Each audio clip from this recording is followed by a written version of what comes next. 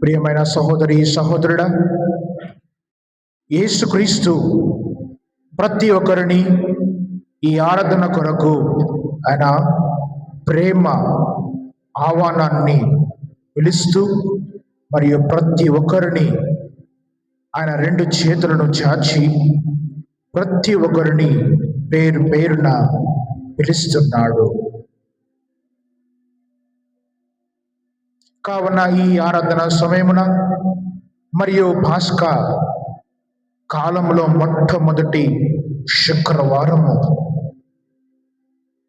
పునరుత్థానమైన తరువాత ఈ పాస్కా పరిశుద్ధ ఆక్టివ్లో మొదటి శుక్రవారం రోజున మనం ఇక్కడ సమావేశమై మనల్ని సృష్టించిన సృష్టికర్త యేసుక్రీస్తు గొప్ప దేవుడు మన మధ్య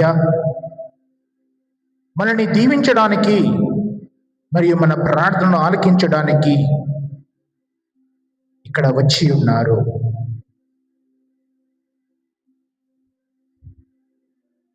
కావున ఆ గొప్ప దేవుణ్ణి మన నోటి ద్వారా కాకుండా నిండు హృదయంతో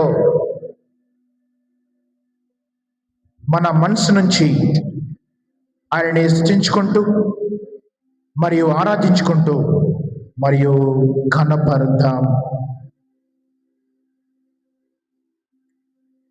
పరిశుద్ధ పరమ దివ్య సప్రసాదమునకు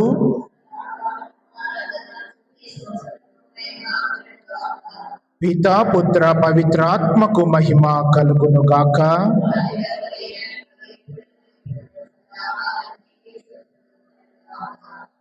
పరిశుద్ధ పరమ దివ్య సప్రసాదమునకు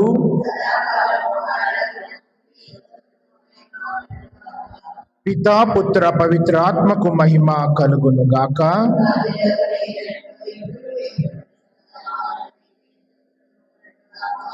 పరిశుద్ధ పరమ దివ్య సప్రసాదమునకు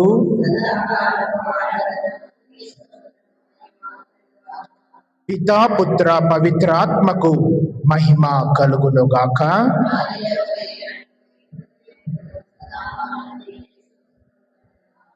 ప్రియమైన సహోదరి సహోదరుడా, ఈ పాస్క కాలంలో మొట్టమొదటి శుక్రవారం రోజున మనమందరం ఇక్కడ సమావేశమై ఉన్నాము. మరియు ఆ పునరుత్థానమైన యేసుక్రీస్తు మన మధ్య ఈ దివ్య ప్రసాద రూపంలో మన కొరకు మరియు మన సన్నిధిలో ఆయన వచ్చి ఉన్నారు.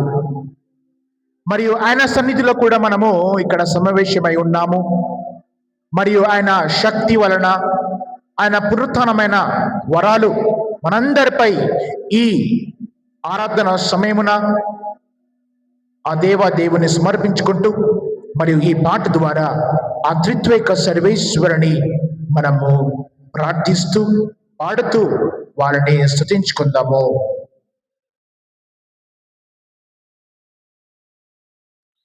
పితదేవ శరణం,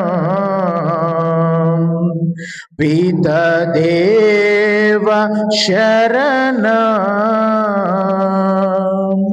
పితదేవ శరణం, పితదేవ శరణం, శరణం, శరణం, శరణం, శరణం, పితదేవ శరణం, పితదేవ శరణం, యేసుదేవ శరణం, యేసుదేవ శరణం, యేసుదేవ శరణం, యేసుదేవ శరణం, శరణం, శరణం, శరణం, శరణం, యేసుదేవ శరణం, యేసుదేవ శరణం, ఆత్మదేవ శరణం, ఆత్మదేవ శరణం, ఆత్మదేవ శరణం, ఆత్మదేవ శరణం, శరణం, శరణం, శరణం, శరణం, ఆత్మదేవ శరణం, ఆత్మదేవ శరణం, త్రిత్వదేవ శరణం, త్రిత్వదేవ శరణం, త్రిత్వదేవ శరణం, త్రిత్వదేవ శరణం శరణం శరణం శరణం శరణం త్రిత్వదేవ శరణం త్రిత్వదేవ శరణం త్రిత్వదేవ శరణం త్రిత్వదేవ శరణం పితదేవ శరణం యేసుదేవ శరణం ఆత్మదేవ శరణం త్రిత్వదేవ శరణం పితదేవ శరణం యేసుదేవ శరణం ఆత్మదేవ శరణం త్రిత్వదేవ శరణం.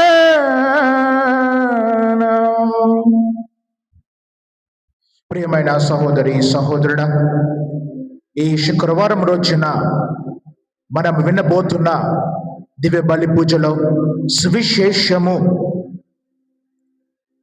యేసుక్రీస్తు తన అపోస్తలులను తన స్నేహితులను కలుస్తూ మరియు యేసుక్రీస్తు ఆయన పునరుత్థానమైన తర్వాత మూడవసారి తన శిష్యులకు ఆయన దర్శనం ఇస్తున్నాడు. కావున యేసుక్రీస్తు మగ్దల మరియమ్మకి మరియు ఇమ్మాయుస్లో ఆ ఇద్దరు శిష్యులకు మరియు ఈరోజు మనం వినబోతున్న సువిశేషంలో తన అపోస్తలులకు దర్శనం ఇచ్చినట్టు మీ కుటుంబాలని కూడా ఆ దేవాదేవుడు దర్శించాలా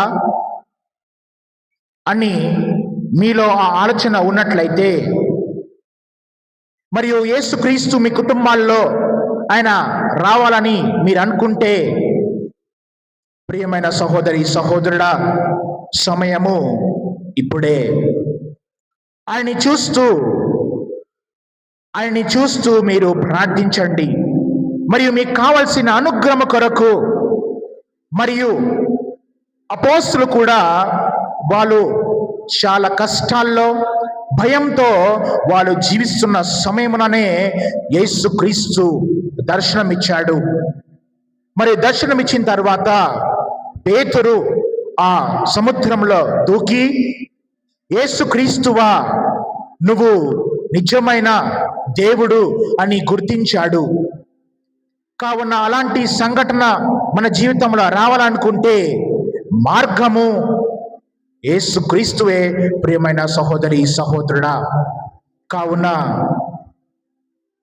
సువిశేషం నుంచి నేను కొన్ని అంశాలు తీసుకున్నాను.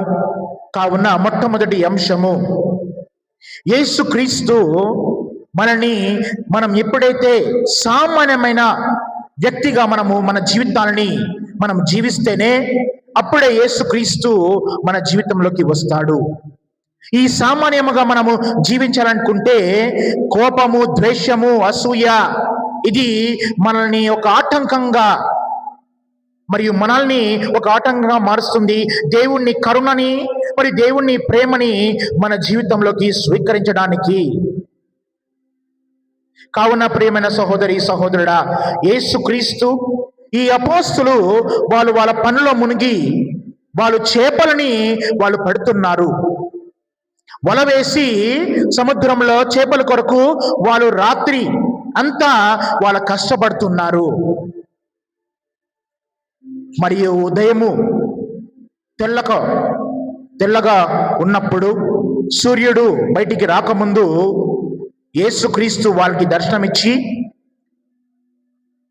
మీరు వల వేసినప్పుడు అటు కాకుండా మీరు ఇటువైపు వేయండి అని చెప్పాడు. ప్రియమైన సహోదరి సహోదరుడా, యేసుక్రీస్తు ఎవరు? ఎప్పుడైనా మీరు ప్రశ్నించారా యేసుక్రీస్తు ఎవరు అని? మీ వ్యక్తిగత జీవితంలో యేసుక్రీస్తు నా కొరకు ఎవడు? అందరి కొరకు లోకరక్షకుడు, దేవుడు, స్నేహితుడు, తండ్రి, తల్లి అని చాలా మంది చెప్తుంటారు. కానీ మీ వ్యక్తిగతంగా యేసుక్రీస్తు మీ కొరకు ఎవరు అని ఈ ఆరాధన సమయమున మీరు మీ అంతరాత్మని ప్రశ్నించుకోండి. యేసుక్రీస్తు ఎవరు? ఆయన ఎందుకు వచ్చి ఉన్నాడు ఈ లోకంలోకి? మరి ఆయన పని పూర్తి చేసి మరి తండ్రి దగ్గరికి ఆయన వెళ్ళాడు. మరియు నా కొరకు యేసుక్రీస్తు ఎవరు? ఎప్పుడైనా మీరు ప్రశ్నించారా? ఒకసారి కన్ను మూసుకొని మీరు యేసుక్రీస్తుకి ఆ సమాధానం ఇవ్వండి. ఎందుకనగా యేసుక్రీస్తు ప్రతి ఒక్కరిని ప్రశ్నిస్తున్నా, ఏమైనా బిడ్డ, నేను ఎవరు నీ కొరకు? నీ కోసము నేను ఎవరు? ఈ లోకంలో చాలా మందికి నేను లోకరక్షకుణ్ణి, పాప విమోచకుణ్ణి, పునరుత్థానమైన విజయాన్ని సాధించిన గొప్ప దేవుడిని. కానీ నీ కొరకు నేను ఎవరు? కావున కన్ను మూసుకొని మీరు యేసుక్రీస్తుకి ఆ సమాధానము ఇవ్వండి. యేసుక్రీస్తు ఆ సమాధానం కొరకు ఎదురుచూచున్నాడు. ప్రియమైన సహోదరి సహోదరుడా, ఇప్పుడు ఈ ఆరాధన సమయమున యేసుక్రీస్తు గొప్ప సమయం మనందరికి ఇచ్చి ఉన్నాడు. ఆయన్ని ఆరాధించడానికి, ఆయన్ని ప్రేమించడానికి మరియు ఆయనతో సమయం గడపడానికి. కావున ఆ సమయము ఇప్పుడే. మీరు కళ్ళు మూసుకొని ఆ పునరుత్థానమైన యేసుక్రీస్తుని గుర్తించండి. ఆయన సమాధి నుంచి ఎలా బయటికి వచ్చాడు, ఎలా మరణాన్ని సాధించాడు, ఎలా మరణాన్పై విజయాన్ని పొందాడు, ఎవరి కొరకు? ఎవరి కొరకు? ఎవరి కొరకు?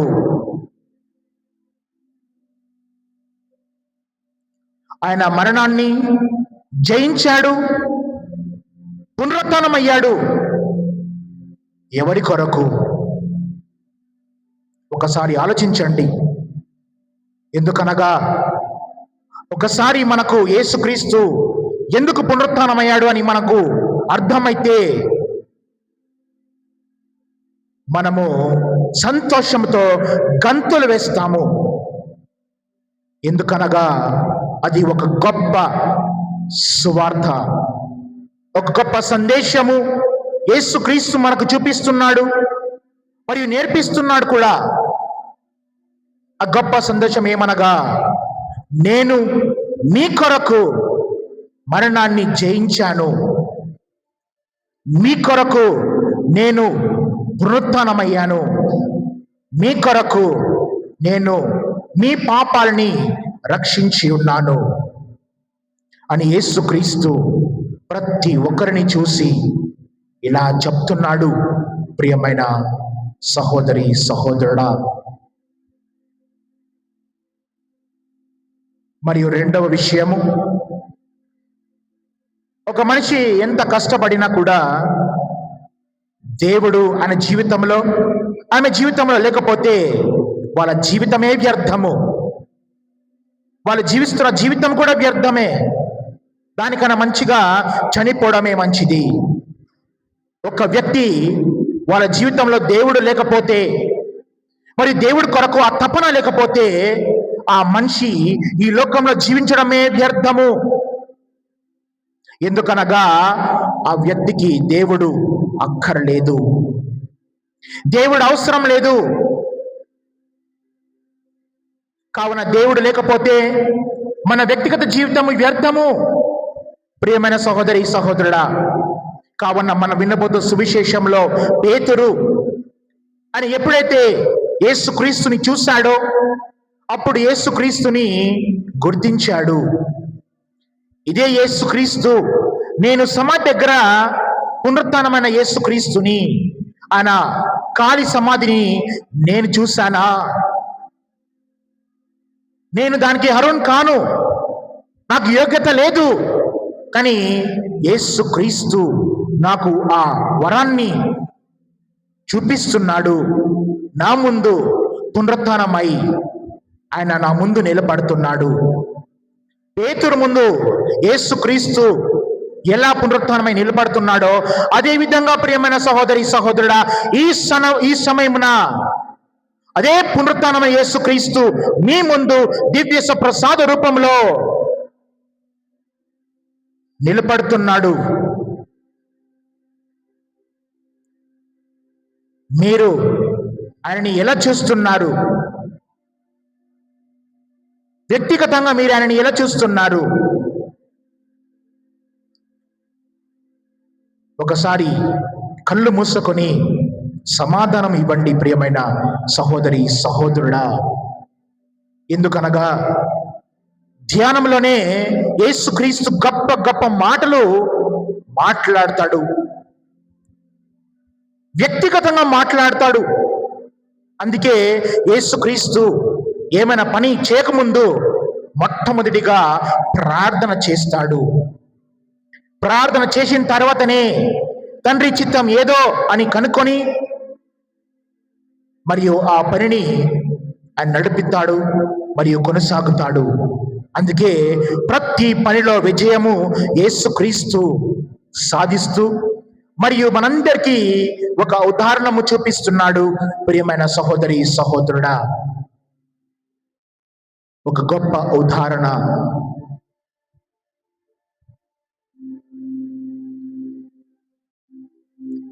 మూడవ అంశము ప్రియమైన సహోదరి సహోదరుడా, విధేయత దేవుడికి ఎల్లప్పుడూ మనము చూపియాలి. మన జీవితంలో దేవుడి పట్ల విధేయత, గౌరవము, మర్యాద లేకపోతే మరియు ఎందుకు ఈ బ్రతుకు?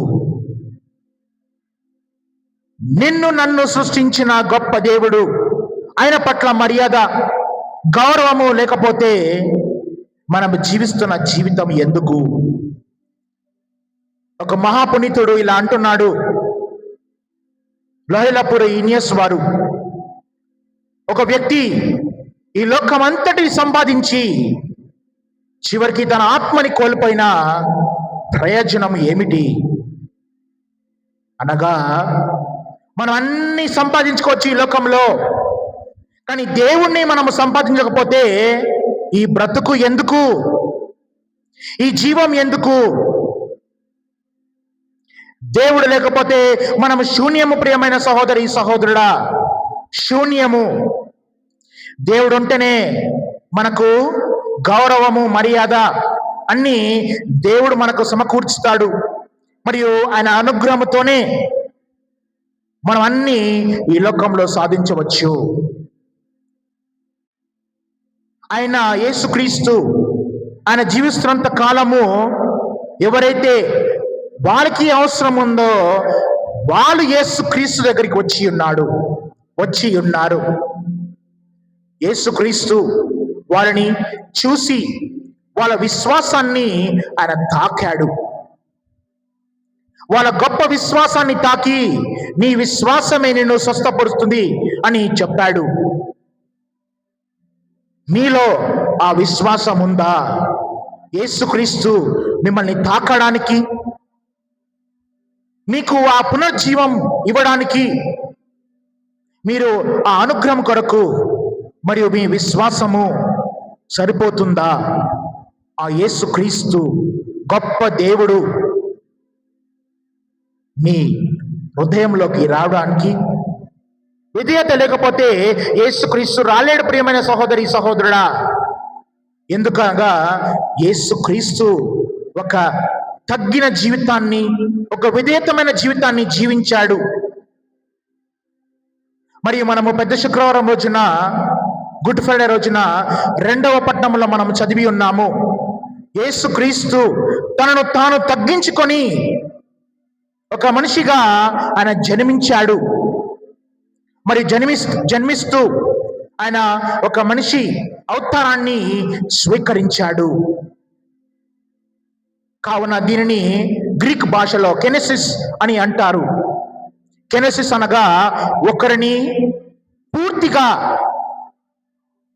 వదిలేయడము, ఒక కారణం కొరకు. యేసుక్రీస్తు తన దైవత్వాన్ని వదిలేశాడు ఈ మానవాళి కొరకు.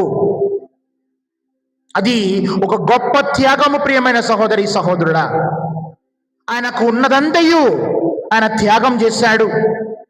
ఆయనకు ఉన్నదంతయు పక్కన పెట్టాడు. నాకు ఇది అక్కర్లేదు.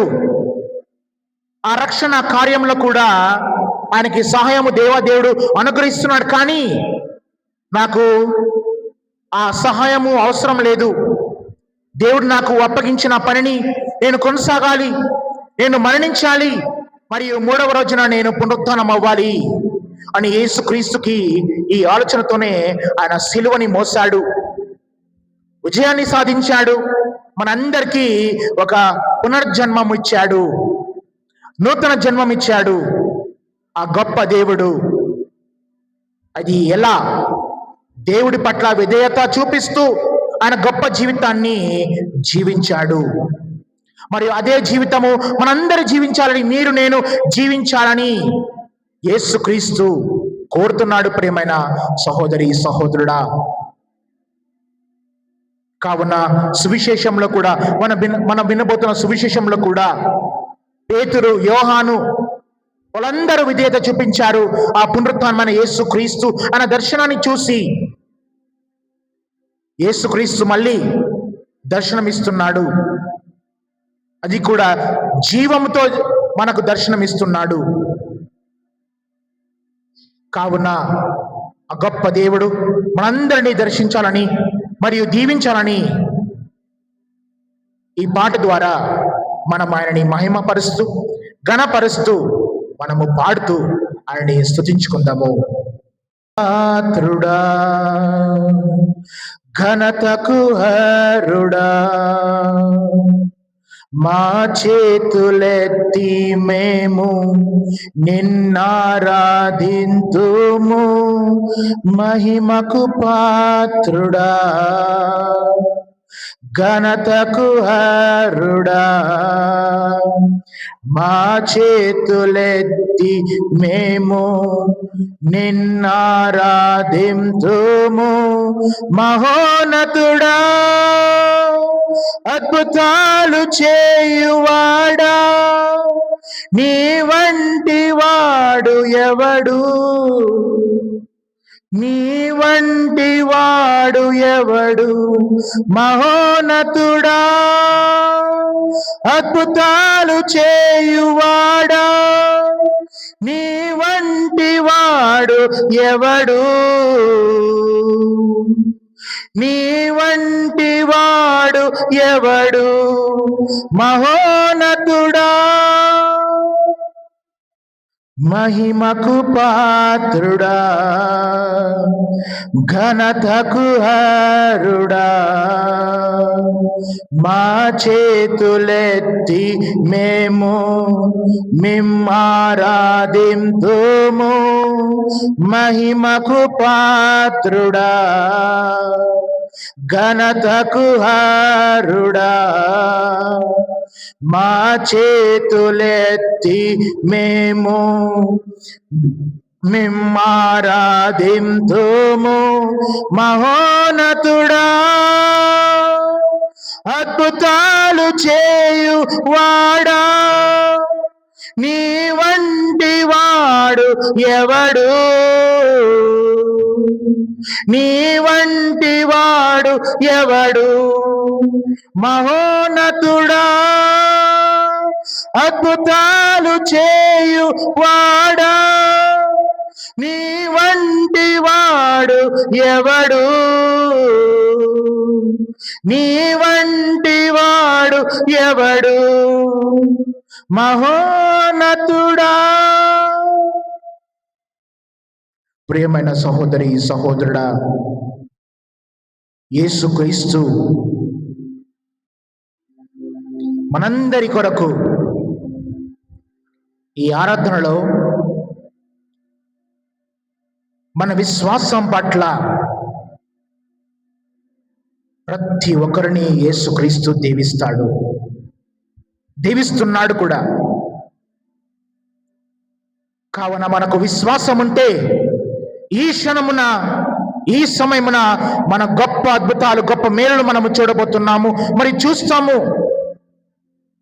విశ్వాసం లేకపోతే ఏమీ చూడలేకపోతాము. ఎందుకనగా ప్రతి ఒక్కరు ఎవరైతే యేసుక్రీస్తు చే దీవించబడ్డారో వాళ్ళందరికీ గొప్ప విశ్వాసము. అందుకే యేసుక్రీస్తు ప్రతిసారి వాళ్ళని స్వస్థపరిచిన తర్వాత నీ విశ్వాసం గొప్పది, నీ విశ్వాసమే నిన్ను స్వస్థపరిచినది అని పదే పదే చెప్తూ, మరియు మనందరికీ మన విశ్వాసాన్ని ప్రతిసారి బలపరచాలని గొప్ప సూచన, హెచ్చరికతో మనకు చెప్తున్నాడు. ప్రియమైన సహోదరి సహోదరుడా, కావున కొద్దిసేపు మౌనం వహించి మన కుటుంబాల్లో ఉన్న ప్రతి ఒక్కరిని ఆ యేసుక్రీస్తు పాదాల దగ్గర సమర్పిద్దాం.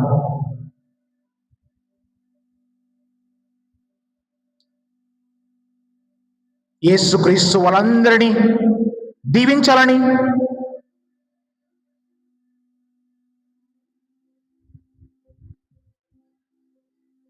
మరియు వారితో పాటు ప్రతి ఒక్కరిని, ఇక్కడ సమావేశమైన ప్రతి ఒక్కరిని మీ వ్యక్తిగత మీరు చేస్తారు ప్రతి పనిలో, మరియు దానికన్నా ముందు మన విశ్వాసాన్ని ఇంకా అధికంగా బలపరచాలని ప్రార్థించండి.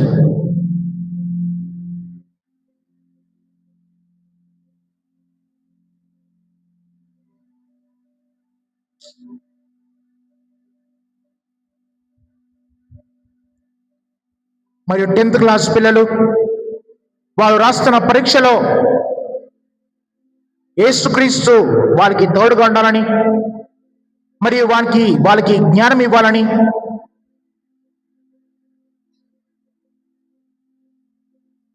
మంచి మార్క్స్తో వాళ్ళు పాస్ కావాలని మీ బిడ్డలని సమర్పించండి. తల్లిదండ్రుల ప్రార్థన గొప్ప ప్రార్థన. సిరాక్ పుస్తకంలో తెలియపరుస్తుంది. ప్రియమైన సహోదరి సహోదరుడా,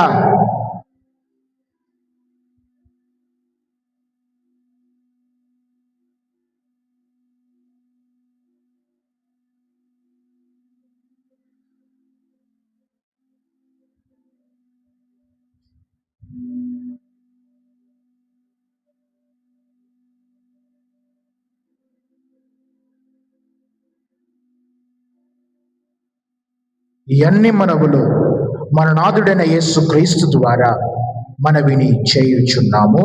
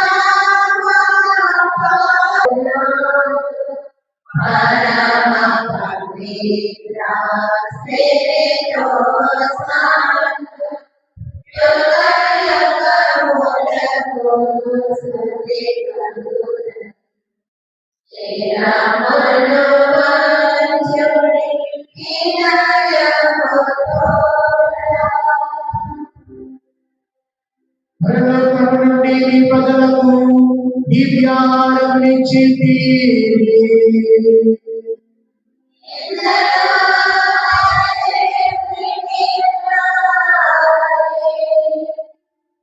ప్రార్థించుదము. ఓ సర్వేశ్వర, ఈ అద్భుత దేవద్రామ్యం ద్వారా మీ పాటల దేవచనమును మాకు వసగించి మీ దివ్య జగత్తంలో పరమ రహస్యములను మేము భక్తి శ్రద్ధలతో పూజించము. మీ రక్షణ ఫలితము మేము నిరంతరం చదిక్షులను యుగ యుగములు జీవించు పాలన చేయు ఏరిన వారు మాకు అనుగ్రహించండి.